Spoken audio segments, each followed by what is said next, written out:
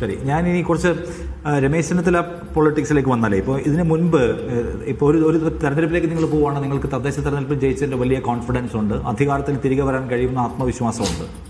രമേശ് ചെന്നിത്തല എന്ന് പറയുന്ന നേതാവ് ഞാൻ മുഖ്യമന്ത്രിയാകാൻ ആഗ്രഹിച്ച ഒരാളാണ്, പക്ഷേ എനിക്കതിനിപ്പോൾ കഴിഞ്ഞിട്ടില്ല എന്നതുകൊണ്ട് ഞാൻ എൻ്റെ ആശ കൈവിട്ടിട്ടില്ല, ഞാൻ ആ ആഗ്രഹവുമായിട്ട് മുന്നോട്ട് തന്നെ പോവുകയാണെന്ന് കുട്ടികളുമായി സംവദിക്കുമ്പോൾ എടുത്ത് പറഞ്ഞത് ഞാൻ കണ്ടു.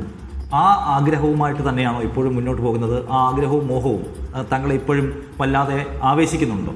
അത് ഞാൻ കുട്ടികളെ മോട്ടിവേറ്റ് ചെയ്യാൻ വേണ്ടി പറഞ്ഞൊരു കാര്യമാണ്. എൻ്റെ പാർട്ടിയാണ് തീരുമാനിക്കേണ്ടത് ഞാൻ എന്ത് ചെയ്യണോ. എൻ്റെ പാർട്ടി എന്ത് തീരുമാനിച്ചാലും അതിനെ ശിരസാ വഹിച്ചുകൊണ്ട് ഞാൻ മുന്നോട്ട് പോകും. അല്ല, കുട്ടികളെ മോട്ടിവേറ്റ് ചെയ്യാൻ പറയുമ്പോൾ തന്നെ താങ്കൾ പബ്ലിക്കിനോടാണ് പറയുന്നത്. അല്ല, പബ്ലിക്കിനോടല്ല, ആരോ ഒരാൾ ചോർത്തി എടുത്ത് കൊടുത്തത്. അല്ലേ, ഞാൻ ചോദിക്കുന്നത്, ഇപ്പോൾ ആഗ്രഹങ്ങൾ എല്ലാവർക്കും ഉണ്ടാകുമല്ലോ, പക്ഷേ പാർട്ടിയാണ് തീരുമാനമെടുക്കുക. ആഗ്രഹങ്ങളുണ്ട് എന്ന് പറയാൻ താങ്കൾക്ക് മടിയുണ്ടോ? അല്ല, പാർട്ടി തീരുമാനിക്കട്ടെ എന്താണെന്നുള്ളത്. പിന്നെ നമ്മളൊക്കെ രാഷ്ട്രീയത്തിൽ നമ്മൾ പ്രവർത്തിക്കുമ്പോൾ നമ്മൾക്ക് ജനങ്ങളുടെ ഇടയിൽ പ്രവർത്തിക്കാൻ നമുക്ക് സ്ഥാനമാനങ്ങൾ വേണ്ടിവരും, സ്വാഭാവികമാണ്. അല്ലാണ്ട് നമ്മളാരും നിഷ്കാമ കർമ്മമൊന്നും അല്ലല്ലോ ആരും ചെയ്തുകൊണ്ടിരിക്കുന്നത്. പക്ഷേ ഞങ്ങളെ സംബന്ധിച്ചിടത്തോളം ഞങ്ങളുടെ പാർട്ടി എടുക്കുന്ന ഏത് തീരുമാനവും ശിരസാ വഹിക്കാൻ ഞാൻ ഉണ്ടാകും. ഈ പാർലമെന്ററി രാഷ്ട്രീയത്തിൽ പ്രവർത്തിക്കുമ്പോൾ അധികാര സ്ഥാനങ്ങൾ ആഗ്രഹിക്കുകയും അതുകൊണ്ട് ജനങ്ങൾക്ക് ഗുണം ചെയ്യാനുള്ള ഒരു ലക്ഷ്യമൊക്കെ നമുക്കുണ്ടെന്ന് പറയുമ്പോൾ, രമേശ് ചെന്നിത്തല കേരളത്തിലെ ഏറ്റവും സീനിയർ മോസ്റ്റ് ആയിട്ടുള്ള കോൺഗ്രസ് ലീഡറാണ്. അപ്പോൾ അദ്ദേഹത്തിന്റെ സ്ഥാനമാനം എന്നത് കേവലമായ ഒരു MLA പദവിയോ ഒരു ക്യാബിനറ്റ് മെമ്പർഷിപ്പോ അല്ല.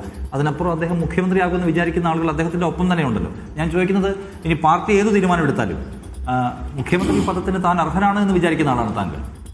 അതൊക്കെ നമ്മുടെ പാർട്ടി വിലയിരുത്തി ചെയ്യട്ടെ. നമ്മളിപ്പം സ്ഥാനമാനങ്ങളുടെ പിന്നാലെ നടക്കുക എന്നുള്ളതല്ലല്ലോ.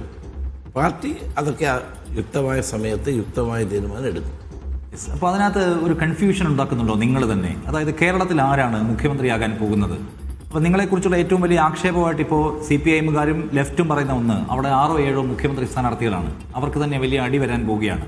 ഒരു സ്റ്റേബിൾ ഗവൺമെന്റിനെ ആഗ്രഹിക്കുന്ന ആൾക്കാരും അവർക്ക് വോട്ട് ചെയ്യാൻ പോകുന്നില്ല എന്നാണ്. നമുക്ക് ഇപ്പോൾ രമേശ് ചെന്നിത്തല ആയിരിക്കും മുഖ്യമന്ത്രി, VD സതീശനായിരിക്കും മുഖ്യമന്ത്രി, KC വേണുഗോപാലായിരിക്കും മുഖ്യമന്ത്രി എന്നൊക്കെയുള്ള കഥ കാര്യമായിട്ടുണ്ടല്ലോ. അപ്പോൾ ഒരു ആശയക്കുഴപ്പം നിലനിൽക്കട്ടെ എന്ന് നിങ്ങളങ്ങ് വിചാരിക്കുകയാണോ? ഒരു ആശയക്കുഴപ്പമില്ല. ഞങ്ങളുടെ പാർട്ടി നേതൃത്വം ഞങ്ങളെല്ലാം ഡൽഹിയിൽ വിളിച്ചു, ഞങ്ങളോടെല്ലാം സംസാരിച്ചു, ഒറ്റയ്ക്കും കൂട്ടായും സംസാരിച്ചു. അതിനുശേഷം ലോക്സഭയിലെ പ്രതിപക്ഷ നേതാവ് രാഹുൽ ഗാന്ധിയും കോൺഗ്രസ് പ്രസിഡന്റും വളരെ വ്യക്തമായി പറഞ്ഞു, ആദ്യത്തെ ലക്ഷ്യം തെരഞ്ഞെടുപ്പിൽ ജയിക്കുക. ജയിച്ചു കഴിഞ്ഞിട്ട് കോൺഗ്രസ് ഹൈക്കമാൻഡ് ആരാണ് മുഖ്യമന്ത്രി എന്നുള്ളത് തീരുമാനിക്കും. അത് ഞങ്ങളെല്ലാവരും ഏകകണ്ഠമായി അംഗീകരിച്ച കാര്യമാണ്, ഒരു തർക്കവുമില്ല. ഞങ്ങളുടെ പാർട്ടിയിൽ ഇതിനൊക്കെ യോഗ്യരായ ധാരാളം ആളുകൾ ഉണ്ടെന്നുള്ളത് സത്യമാണ്. CPM-നകത്ത് അങ്ങനെ ആരെങ്കിലും പറഞ്ഞാൽ അവൻ്റെ കഥ അന്ന് കഴിയുകയാണ്. ഇല്ല, യോഗ്യരായ ആളുകളുണ്ടെന്ന് പറയുമ്പോഴേ കഴിഞ്ഞ 5 വർഷക്കാലം അല്ലെങ്കിൽ 10 വർഷക്കാലം പ്രതിപക്ഷത്ത് ആഞ്ഞ് പണിയെടുത്ത മനുഷ്യർ കേരളത്തിലെ നേതാക്കളാണ്. ഞാൻ ചോദിക്കുന്നത്, നിങ്ങൾക്ക് ആ കാര്യത്തിൽ വ്യക്തത വരുത്താൻ പറ്റുമോ? കേരളത്തിൽ കേന്ദ്രീകരിച്ച് പണിയെടുത്ത നേതാക്കൾ, കേരളത്തിലെ മനുഷ്യർ ദൈനംദിനം കണ്ടുകൊണ്ടിരുന്ന നേതാക്കൾ, അവരായിരിക്കുമോ? അതിലൊരാൾ തന്നെ ആയിരിക്കുമോ മുഖ്യമന്ത്രി? അത് ഞാൻ പറഞ്ഞല്ലോ, അതെല്ലാം തീരുമാനിക്കേണ്ടത് കോൺഗ്രസ് ഹൈക്കമാൻഡാണ്. അത് തെരഞ്ഞെടുപ്പിലെ വിജയത്തിന് ശേഷമുള്ള തീരുമാനമായിരിക്കും. അത് എല്ലാവരും അംഗീകരിക്കും. എൻ്റെ ചോദ്യം കോൺഗ്രസ് ഹൈക്കമാൻഡ് തന്നെയാണ്, നിങ്ങളുടെ പാർട്ടി ഘടന ഏതാണ്? പക്ഷേ കേരളത്തിലെ ജനങ്ങൾ നിങ്ങളുടെ പെർഫോമൻസ് കണ്ടിട്ടും നിങ്ങൾക്കുള്ള ഒരു അംഗീകാരം നൽകി കൂടിയാണ് വോട്ട് ചെയ്യുക. അത് ജനങ്ങളുടെ ഒരു ഹിതം അതിനകത്തുണ്ട്. അതിന് മേലെ കൂടെ ഹൈക്കമാൻഡ് പോകുമെന്ന് ചോദിച്ചാൽ നിങ്ങൾക്ക് പോകാൻ പറ്റുമായിരിക്കും. ബട്ട് ഞാൻ ചോദിക്കുന്നത്, ദൈനംദിനം കേരളത്തിലെ രാഷ്ട്രീയത്തെ ചലിപ്പിക്കുകയും സമരത്തിന്റെ മുൻനിരയിൽ നിൽക്കുകയും ചെയ്യുന്ന, ലൈവായി കേരള പൊളിറ്റിക്സിൽ ഉണ്ടായിട്ടുള്ള, കേരളത്തിൽ കേന്ദ്രീകരിച്ചിട്ടുള്ള നേതാക്കളിൽ തന്നെ ആയിരിക്കുമോ തെരഞ്ഞെടുപ്പ് ഉണ്ടാവുക? അവരെ ആയിരിക്കുമോ, അവരിൽ ഒരാളായിരിക്കുമോ മുഖ്യമന്ത്രി? ഞാൻ ചോദിക്കുന്നു. ഞാൻ പറഞ്ഞല്ലോ, അതെല്ലാം പാർട്ടി എല്ലാ ഘടകങ്ങളും ആലോചിച്ച് ഒരു തീരുമാനമെടുക്കാനുള്ള കപ്പാസിറ്റിയുള്ള നേതൃത്വമാണ് പാർട്ടിക്കുള്ളത്. അതവർ തീരുമാനിക്കും. KC വേണുഗോപാൽ മുഖ്യമന്ത്രിയാവാനുള്ള സാധ്യത താങ്കൾ തള്ളിക്കളയുന്നില്ല ജനങ്ങളോട്? ഞാൻ പറയട്ടെ, അത് ഞാൻ പറയാനുള്ള അധികാരം എനിക്കില്ലല്ലോ. അത് കോൺഗ്രസ് ഹൈക്കമാൻഡ് അല്ലേ തീരുമാനിക്കും. അതായത് ആരുമാണെങ്കിലും മുഖ്യമന്ത്രിയാവാം.